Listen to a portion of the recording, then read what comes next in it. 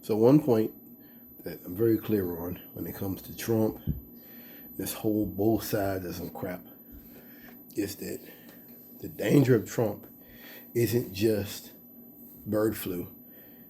The danger of Trump isn't just his recklessness. The danger of Trump isn't just him using the Department of Justice to go after people who were his enemies, so-called enemies. I have an article here from The Guardian. It's called "Trump Will Dismantle Key U.S. Weather and Science Agency. Climate Experts Fear." I've been saying this. That's why both sides of them, it isn't just incorrect, it's bullshit. This is what I'm talking about. Republicans are not here to debate. They're not here to reason. They're not here to make their point. That era of when I was a teenager, when they go on TV, that era is long gone. They're here to keep people in jail. They're here to alter records. They're here to go after people in the government who say things that are inconvenient. We're at the era now, and I realize now everything they said about climate change is about buying time. And now the science is too clear. It's inconvenient. So the next step is breaking up government, closing government agencies, making it easy to fire people who aren't toeing the line, that aren't ideologically correct. That's what you got with this Schedule F business. That's Trump's next moves. So Joe Biden's presidency has increased the profile of NOAA. This is the National Oceanic and Atmospheric Administration. The future's been down in doubt if Trump wins a second term at a time when climate impacts continue to worsen.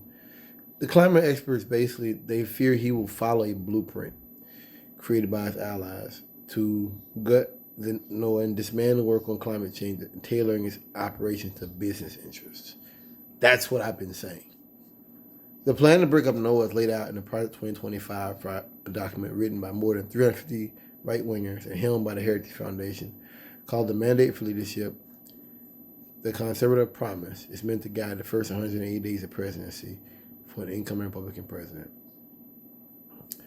They're saying should be dismantled, many of its functions eliminated, sent to other agencies, privatized, placed under the control of states and territories. It's a sign that the far right has, quote, no interest in climate truth.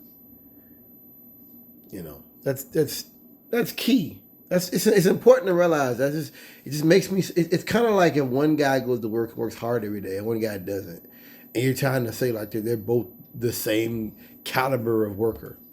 They're not. I don't like this. Republican Party's job is to make government fail, make government programs fail. That's it. That's their whole job.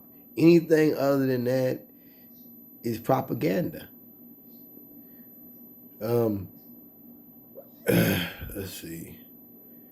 Guidebook chapter details his strategy. Quote, it described NOAA as, quote, in the colossal operation which became one of the main drivers of the climate change alarm industry, and as such harmful to future U.S. prosperity. He's talking about rich people. So what they're saying there is, they're not even debating climate change. They're saying this gets in the way of us making money. Period. That's been my point from day one. They're not arguing with you. They're not debating with you. They have an idea of the kind of America they want. Anything that gets in the way of it gets destroyed.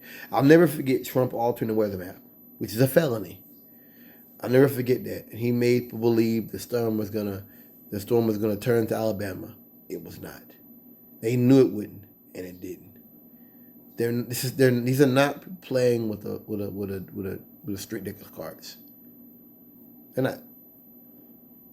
This is written by a former Chrysler executive who, during Trump's presidency, was chief financial officer for NOAA's parent body, the Commerce Department.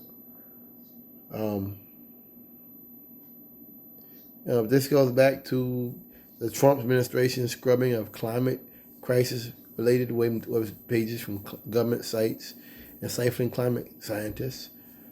It's one of those things that if you stop talking about it, they think it will go away. They say this term climate alarmism in the crisis of our times is alarming. There's a show I watch sometimes. It's called Incorporated. back in the future, you have red zones and green zones, and everybody lives on like corporate land, and it's so weird reading this kind of stuff to where they're like, the way to deal with climate change is to eliminate the people who study it. And of course, even if they can't do this kind of shit, even if these crackers can't do it, they're going to make things so difficult for the people that work at these agencies that nobody want to work there. There's not going to be anyone getting out of college just like, hey, I can go use my degree to work on climate change. Like, that's like, people are going to be like, no thanks. Remember the doctor in Florida studying COVID and put the numbers down, and she was telling the truth, and he had her house SWAT teamed? That's the game these people are playing. They're playing a dangerous game. A dangerous game.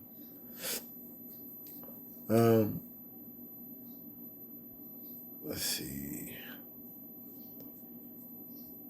Yeah, it's just nonsense. Talking about climate change, keep people aware of it. Not talking about climate change, it's a little bit like stop talking about asbestos or DDT. It's just I have an impossibility of understanding how anyone can even think like this. Anyone can even focus in their mind that the way to deal with a crisis is not talk about it. That's what got us into COVID. And it's important to remember, that's why we read about COVID. That's why we read. That's why it's important to remember these things.